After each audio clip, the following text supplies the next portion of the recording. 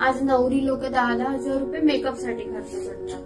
बाकी फेशियल आहे, वॅक्स आहे, बऱ्याच गोष्टी येतात. बऱ्याच गोष्टी ब्युटिशियन्स असतात, आपल्याला छान छान दिसण्यासाठी थ्रेडिंग करून देतात, हेअर कट करून देतात, फेशियल असते, वॅक्स असते, खूप सारं असते ना. एवढी आयडिया आहे ना तुम्हाला.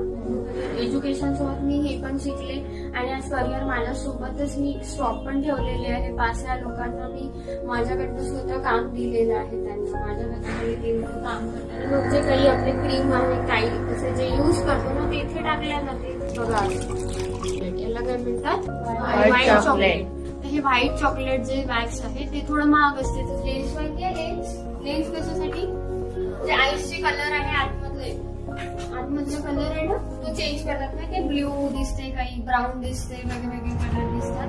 तर ते हे त्याला काय म्हणायचं, लेन्स म्हणायचं. काय म्हणायचं, लेन्स. त्याला काय